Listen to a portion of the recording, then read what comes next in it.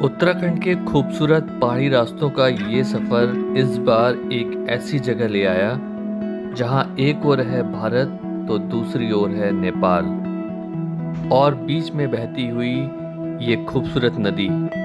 प्राकृतिक खूबसूरती के साथ साथ ये जगह एक ऐसे अनुभव को समेटे हुए है जो शायद ही कहीं देखने को मिलता है। तो चलते हैं इस सफ़र के पहले पड़ाव धारचूला की ओर।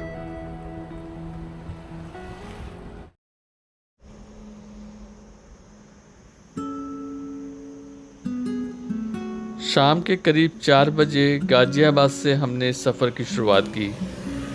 लगभग 6 बजे के आसपास मुरादाबाद रोड पे हमने पहला ब्रेक लिया। 2023 में जब मैं मुसियारी की यात्रा करके लौट रहा था, उसी वक्त मेरे मन में ये बात आई थी कि मुझे इसी तरफ एक बार यात्रा फिर से करनी है। आखिरकार 2026 में वो दिन आ ही गया जब हम कुछ दोस्त एक साथ उस सफ़र के पहले पड़ाव धारचूला, जो कि उत्तराखंड में है, उसके लिए निकल पड़े। दिल्ली से धारचूला का ये सफ़र लगभग 560 किलोमीटर का है, जिसके लिए 12 से 13 घंटों का समय लगता है। हमने इस सफ़र को वाया चंपावत पिथौरागढ़ होके पूरा किया था। धारचूला के लिए नियरेस्ट एयरपोर्ट पिथौरागढ़ और रेलवे स्टेशन टनकपुर है। इस रूट के लिए हल्द्वानी से डायरेक्ट बस और टैक्सी के भी ऑप्शन अवेलेबल हैं। दिल्ली आनंद विहार से डेली 2 बसें इस रूट पे रन होती हैं। रुद्रपुर से टनकपुर की ओर अभी हम आगे बढ़ ही रहे थे कि गरम गरम समोसे की खुशबू ने मेरे समोसा प्रेमी दोस्त को गाड़ी रुकवाने के लिए मजबूर कर दिया। हमें भी हल्की सी भूख लगी गई थी, तो फिर क्या था, दोनों में गरम गरम समोसे और लाल चटनी का मिलाप और एक शानदार सफ़र की शुरुआत हो गई। हमारी पूरी कोशिश थी कि टनकपुर पार करके हम चंपावत के आसपास कहीं रात में रुकने का ठिकाना ढूंढ लें। रात में टनकपुर से आगे पहाड़ों की ओर जाने की परमिशन नहीं मिली। ऐसे में हमें टनकपुर में ही रात गुजारने का फैसला लिया और दूसरे दिन सुबह जल्दी हम अपने पहले पड़ाव धारचूला के लिए निकल गए। टनकपुर को उत्तराखंड का गेटवे ऑफ कुमाऊं कहा जाता है। टनकपुर तक रेलवे कनेक्टिविटी अवेलेबल है और यहाँ के बाद कुमाऊं के खूबसूरत पहाड़ी इलाकों की शुरुआत होती है। आज हमें धारचूला तक की दूरी तय करनी थी, जो कि लगभग 330 किलोमीटर के आसपास है और इसके लिए लगभग 8 से 9 घंटों का समय लग जाता है। टनकपुर के बाद जैसे ही हम चंपावत की ओर आगे बढ़े, मैदानों की जगह अब घुमावदार पहाड़ी सड़कों ने और खूबसूरत नज़ारों ने हमारा स्वागत किया।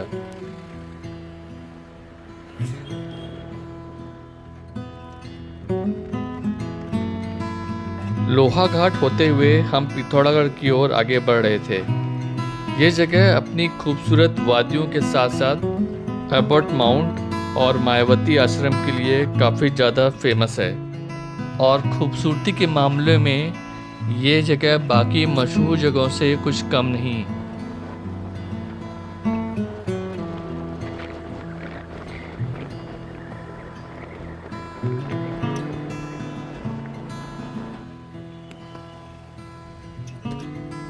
दोपहर करीब 12:30 बजे हम कुमाऊं के एक फेमस शहर, जिसे लिटिल कश्मीर के नाम से भी जाना जाता है, पिथौरागढ़ पहुंच गए। ये कैलाश मानसरोवर और आदि कैलाश जाने वालों के लिए एक प्रमुख पड़ाव भी है।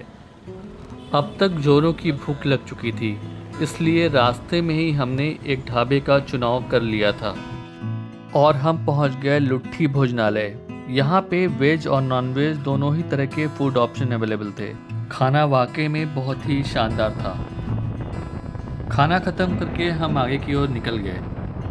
अभी यहाँ से लगभग 4 घंटे की दूरी हमें और तय करनी थी। नेपाल और तिब्बत की सीमा के करीब होने की वजह से पिथौरागढ़ का अपना एक अलग ही महत्व है और इस शहर के लिए पब्लिक ट्रांसपोर्ट के ऑप्शंस ईजिली मिल जाते हैं। पिथौरागढ़ के सलमोड़ा पहुंचते ही हमें दो डाइवर्जन दिखते हैं। एक रास्ता थल, चकोरी और बागेश्वर के लिए निकलता है, जबकि दूसरा रास्ता मुसियारी और धारचूला को कनेक्ट करता है।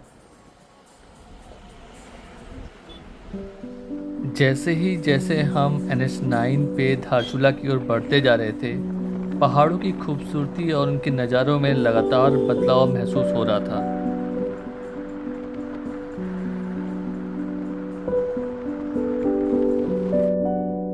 सड़क किनारे मिल रहे खट्टे मीठे काफल का हमने मजा लिया और फिर हम आगे की ओर बढ़ गए। शाम करीब 4 बजे के आसपास हम एक महत्वपूर्ण जंक्शन पॉइंट जौलजीबी पहुंचे।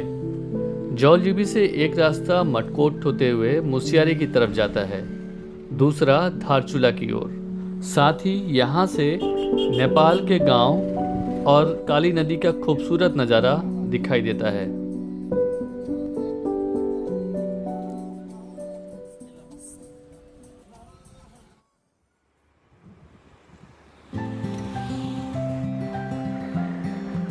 बादलों को देख के ऐसा लग रहा था कि आज तो बारिश पक्की मिलने वाली है।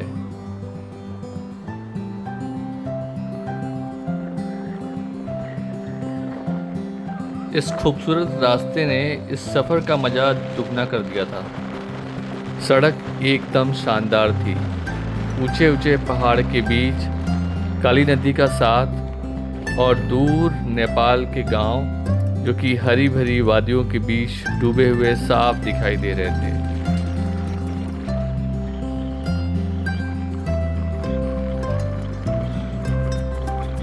बारिश के साथ साथ रास्ते की खूबसूरती और भी ज़्यादा दुगनी हो गई थी। जौलजीबी से धारचूला तक का ये सफ़र वाकई में देखने लायक था।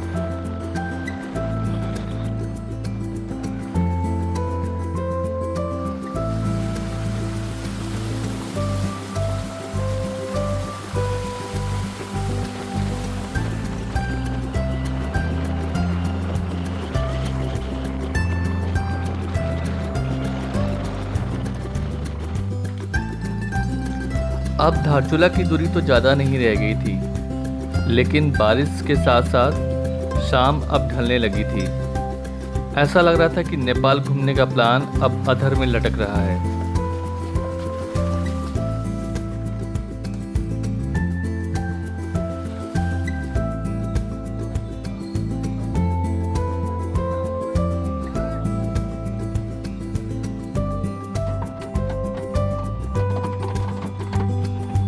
एक लंबी यात्रा के बाद हम धारचूला पहुंच गए। बारिश अभी भी थमी नहीं थी। हमने धारचूला मार्केट में ही होटल लेने की कोशिश की, लेकिन आदि कैलाश और ओम पर्वत की यात्रा की वजह से भीड़ काफ़ी थी।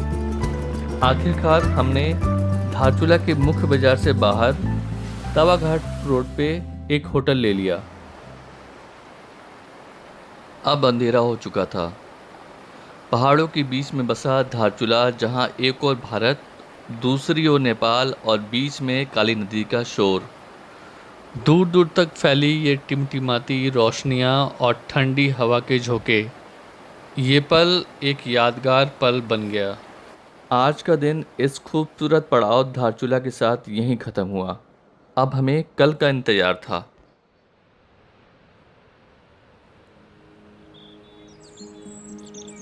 कल रात जिस धारचूला को मैंने देखा था, सुबह वही शहर बिल्कुल अलग अंदाज में नजर आ रहा था।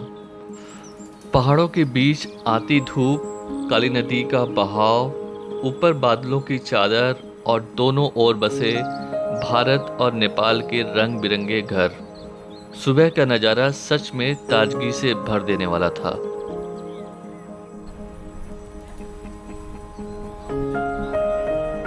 चूंकि होटल से लोकल टाउन की दूरी ज़्यादा नहीं थी, तो हम भी सुबह सुबह निकल पड़े सस्पेंशन ब्रिज की ओर। सोचा थोड़ा नेपाल की भी सैर कर लेते हैं। चूंकि आदि कैलाश और ओम पर्वत की यात्रा शुरू हो चुकी थी, इसलिए लोकल मार्केट में काफ़ी गहमा गहमी थी।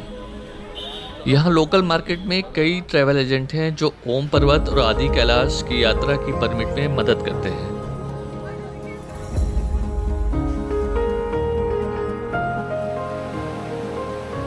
हम धारचूला ब्रिज के पास पहुंच गए।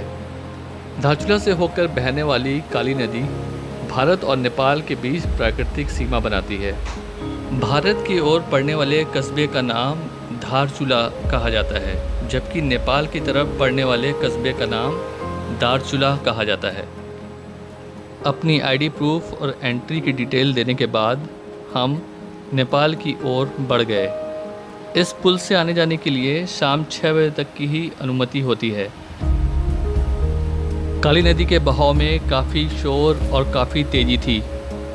इस नदी को महाकाली नदी और भारत में शारदा नदी के नाम से भी जाना जाता है और इस नदी का उद्गम स्थान उत्तराखंड के कालापानी के पास है, जो कि हिमालय में स्थित एक पवित्र स्रोत माना जाता है और यही नदी भारत में आगे आकर के घाघरा नदी से मिल जाती है।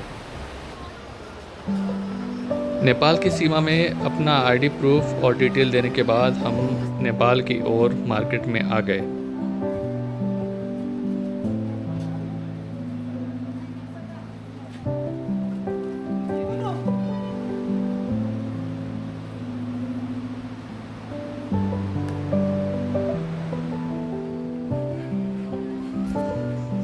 यहाँ पे नेपाल के कुछ प्रमुख शहरों के नाम और उनकी डिस्टेंस लिखी हुई थी।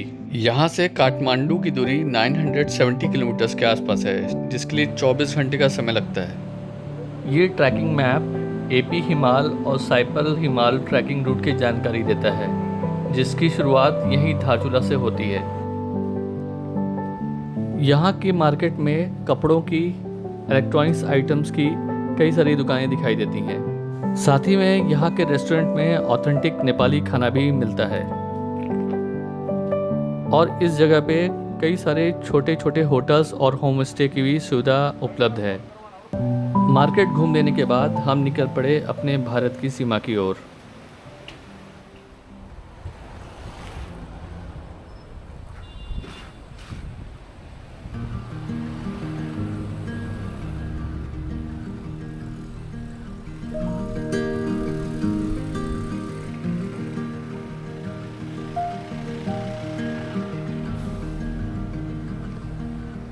धारचूला के मेन टाउन से निकल के हम दाहिनी ओर तवा घाट की ओर आगे बढ़ चले। यह धारचूला का हमारा पड़ाव यहीं तक था। कई खूबसूरत यादों के साथ अब धारचूला से आगे बढ़ने का समय था। जल्दी ही मिलते हैं सफ़र के अगले पड़ाव और एक नई मंजिल के साथ। Thank you for watching our video. Stay connected with nature. Share your thoughts in the comments and remember, protect nature and nature will protect us. See you in the next journey. Keep exploring. Take care. Bye bye.